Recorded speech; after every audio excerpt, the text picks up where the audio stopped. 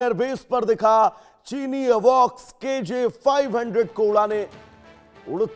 उड़ान भरते देखा गया। पाकिस्तान की मांग पर भेजे गए अवॉक्स, ये सूत्रों से खबर है KJ-500 की इमरजेंसी सप्लाई की गई है।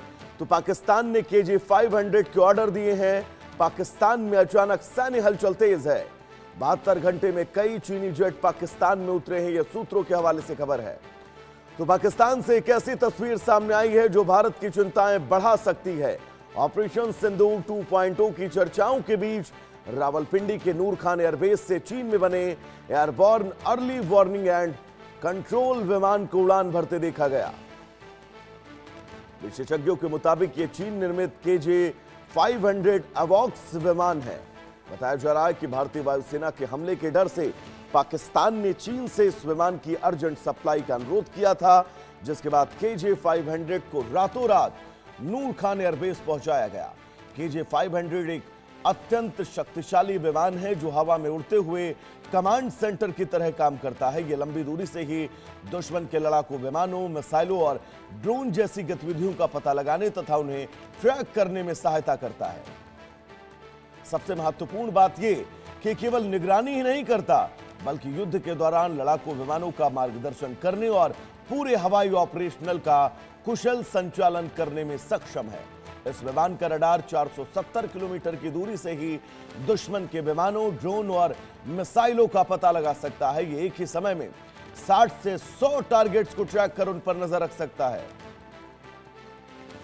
हमारे साथ डिफेंस एक्सपर्ट QK देवनाथ जी जुड़े हुए हैं। कैप्टन साहब, बहुत स्वागत है आपका इंडिया न्यूज पर। पाकिस्तान की हवाई सीमा में चीन के इन विमानों की हलचल क्या मानकर चला जाए सर? देवनाथ साहब।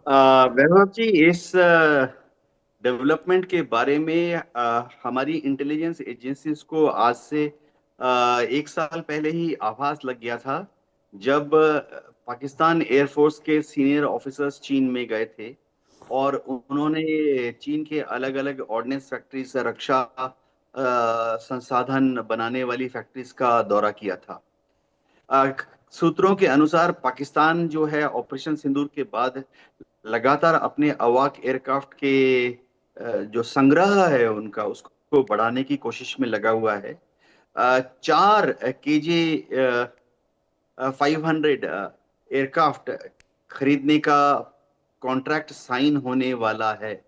अभी जो KJ-500 नूर खान एयरबेस के ऊपर उड़ रहा था, ये ट्रायल्स के लिए आया हुआ है। यानी पाकिस्तान की एयरफोर्स के जो टेक्नीशियंस हैं, पायलट्स हैं और जो ऑपरेटर्स होंगे, फाइटर कंट्रोलर, उनको दिखाया जा रहा है कि जब ये एयरक्राफ्ट फाइनली इंडक्ट हो जाएगा तो किस तरह से पाकिस्तान की एयरफोर्स में काम करेगा।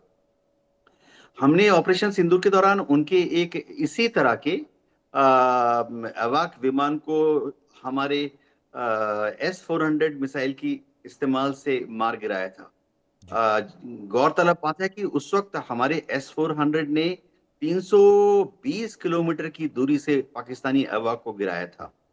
एक और पाकिस्तानी अवाक विमान को हमने नष्ट किया था जब वो हैंगर के अंदर था, और हमने उसी हैंगर पर ब्रह्मोस जमीन से जमीन पर मार करने वाली मिसाइल को दागा था। तो पाकिस्तान की एयरफोर्स को मालूम है कि अगर भविष्य में फिर से भारत सिंदूर 2 या सिंदूर 3 को अंजाम देता है तो उनको इलेक्ट्रॉनिक वॉरफेयर एयरक्राफ्ट चाहिए। जी। और बिल्कुल बहुत महत्वपूर्ण तस्वीर हम लगातार अपने दर्शकों को भी दिखा रहे हैं। रावलपिंडी में KJ-500 देखा गया है। चीन ने जंगी विमान भेज दिया है। ये बड़ी तस्वीरें दो आप सबकी टेलीविजन स्क्रीन पर, और इन तस्वीरों के जरिए आप ये समझिए कि पाकिस्तान कितना डरा हुआ है और अब इन तमाम तैयारियों को अंजाम देता हुआ नजर आ रहा है। लेकिन जैसा कि हमारे साथ ग्रुप कैप्टन UK देवनाथ जी जुड़े हुए हैं, वो जानकारी भी दे रहे हैं कि हमारे S-400 डिफेंस सिस्टम ने ऐसे ही एक अवाक को ऑपरेशन सिंदूर के दरमियान मार गिराया था। तो कैप्टन साहब, ये मानकर चला जाए कि तैयारियां चाहे जितनी कर लीजिए, जब आमना सामना होगा तब आपको पता चल जाए कि आपकी क्षमता है क्या असल में। हाँ, देखो, युद्ध के लिए हर देश तैयार करता है। शांति काल में भी युद्ध की तैयारियां होती रहती हैं। तो पाकिस्तान की एयरफोर्स जो है हमेशा इलेक्ट्रॉनिक वॉरफेयर के ऊपर ज्यादा ध्यान देते रही है। वैसे वैभव को बता दूं कि उनका जो एयरफोर्स है पाकिस्तान का, वो अमेरिकन पद्धति पर काम करता है, अमेरिकन फिलोसफी पर काम करता है। और अमेरिकन फिलोसफी हवाई युद्ध की ऐसी है जिसमें कि एयरबोर्न अवाक सिस्टम का या इलेक्ट्रॉनिक वॉरफेयर एयरक्राफ्ट का इस्तेमाल ज्यादा से ज्यादा करना चाहिए। तो पाकिस्तान की एयरफोर्स हमेशा से ही, अभी ही नहीं, 2 दशक पहले भी, 10 साल पहले भी इस तरह के हवाई वाक विमान का इस्तेमाल कर चुकी है, इलेक्ट्रॉनिक वॉरफेयर का इस्तेमाल कर चुकी है। ऑपरेशन सिंदूर के दौरान भी उन्होंने अपने अवाक और इलेक्ट्रॉनिक वॉरफेयर एयरक्राफ्ट का इस्तेमाल किया था। लेकिन ये जहाज बहुत हाईली वल्नरेबल होते हैं। अभी जैसे हमारे पास S-400 है, तो हम इन जहाजों को आसानी से निशाना बना सकते हैं। होता यह है कि इन जहाजों को हमेशा भारत की सीमा से 300 किलोमीटर से ज्यादा, 350 किलोमीटर दूरी से ज्यादा दूर रहना पड़ेगा।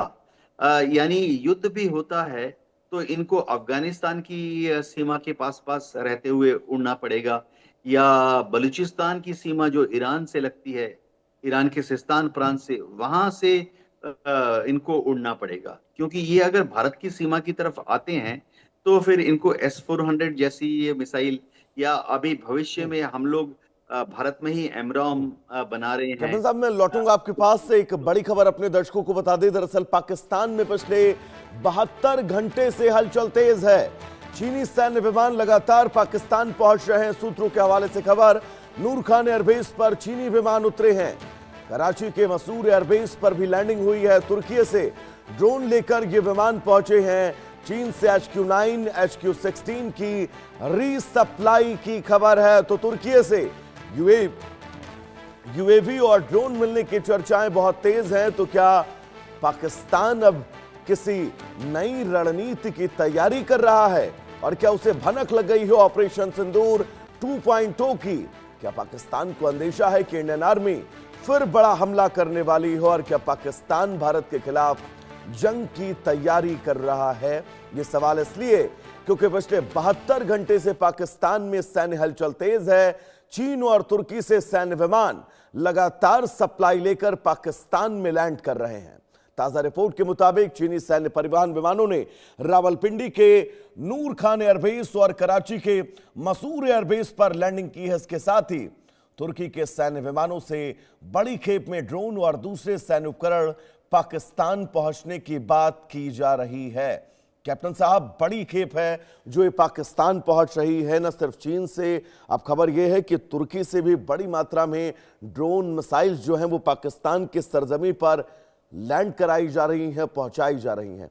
क्या बड़ी कोई तैयारी कर रहा है पाकिस्तान? हाँ वैभव, जहां तक तुर्की की बात है, पाकिस्तान ने आज से 2 साल पहले ही तुर्की से बड़ी तादाद में ड्रोन, अलग अलग तरह के ड्रोन, छोटे मझोले बड़े ड्रोन खरीदे। TB2 बायरेक्टर ड्रोन, जो कि तुर्की का बहुत ही शानदार ड्रोन मैं कहूँगा, रिकॉग्निशंस के लिए इस्तेमाल हो सकता है, जरूरत पड़ने पे अटैक के लिए भी इस्तेमाल कर सकते हैं, उसकी खरीदारी की है। ये जो खेप अभी आ रही है, ये दूसरी खेप आ रही है। इसके पहले भी जहां जहां पाकिस्तान की एयरफोर्स ने TB2 बायरेक्टर ड्रोन को डिप्लॉय किया, हमारी जो सैटेलाइट्स हैं उन एयरबेसेस पर नजर रखी हुई है। इसी तरह से जब इनके जो कंट्रोल सेंटर हैं वो डिप्लॉय होते हैं, तो रिकनेसेंस के मदद से, सैटेलाइट फोटोग्राफ्स की मदद से हमारी जो फोटो इंटरप्रेटर्स हैं उनको पता रहता है कि TB2 बायरेक्टर कहाँ पर खड़ा है, उसका कंट्रोल सेंटर कहाँ लगाया गया है, कमांड पोस्ट कहाँ है। वैभव, मैं बता देता हूँ, हमें तो ये भी पता होता है कि उस कमांडर